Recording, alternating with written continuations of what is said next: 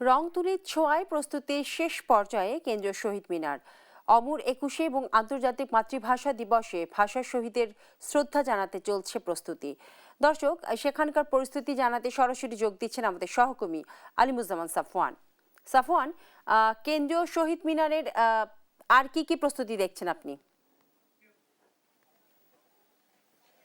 এই মুহূর্তে আমি কেন্দ্রীয় শহীদ মিনারে রয়েছি এবং একেবারে শেষ মুহূর্তের যে প্রস্তুতি সেটি আসলে সম্পূর্ণ করা হয়েছে। আমি যদি আপনাদেরকে একটু দেখাতে চাই, যেহেতু ভিভিআইপি মুভমেন্ট থাকে, অর্থাৎ ভিআইপি যারা থাকেন প্রধানমন্ত্রী, রাষ্ট্রপতি সহ, তারা প্রথম প্রহরেই শ্রদ্ধা নিবেদন করতে আসেন। তার জন্য কিন্তু দেখতে পাচ্ছেন যে একেবারে নিশ্চিত যে নিরাপত্তা ব্যবস্থা সেটি কিন্তু ইতিমধ্যেই গ্রহণ করা হয়েছে এবং যারা আসলে আগামীকাল ২১ ফেব্রুয়ারি প্রথম প্রহরে আসবে শহীদ মিনারে, তাদের জন্য কিন্তু অস্থায়ী যে পাস সেটি কিন্তু ইস্যু করা হয়েছে। অর্থাৎ নির্ধারিত ব্যক্তি ছাড়া অন্য কেউ আসলে প্রথম প্রহরে আসলে প্রবেশ করতে পারবেন না। এছাড়া শহীদ বেদিতে যে রং তুলির আচরে যেই চিত্রকর্ম ফুটিয়ে তোলা হয়, আলপনা আঁকা হয়, সেটি কিন্তু আজকে সারাদিন পুরো দমে হয়েছে। অর্থাৎ এই মুহূর্তে কিন্তু দেখতে পাচ্ছেন একেবারে পুরোপুরি প্রস্তুত রয়েছে শহীদ মিনার প্রাঙ্গণ এবং যেহেতু প্রধানমন্ত্রী আসবেন সেহেতু তার যে নিরাপত্তা বলয় সেটি কিন্তু নেওয়া হয়েছে। আমরা দেখতে পেয়েছি যে অস্থায়ী কন্ট্রোল রুম তৈরি করা হয়েছে, র্যাপিড অ্যাকশন ব্যাটালিয়ন সহ অন্যান্য যারা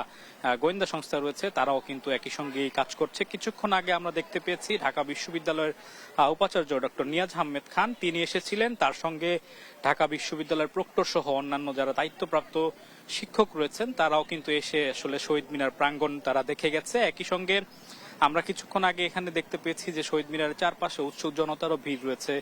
তারাও কিন্তু আসলে শহীদদের শ্রদ্ধা নিবেদনের যে প্রস্তুতি সেটি তারা আসলে দেখতে এসেছে। এছাড়া এই যে চিত্রকর্ম যেগুলো আসলে করা হয় সেটা কিন্তু ঢাকা বিশ্ববিদ্যালয়ের পক্ষ থেকে আয়োজন করা হয় এবং ঢাকা বিশ্ববিদ্যালয়ের চারুকলার যে শিক্ষার্থীরা রয়েছেন তারাই কিন্তু আসলে এই কাজটি করে থাকে। তাদের শিল্পের যে রং তুলি যে আঁচড় সেটিতে আসলে তারা শহীদ মিনারকে রাঙিয়ে ফুটিয়ে তোলে।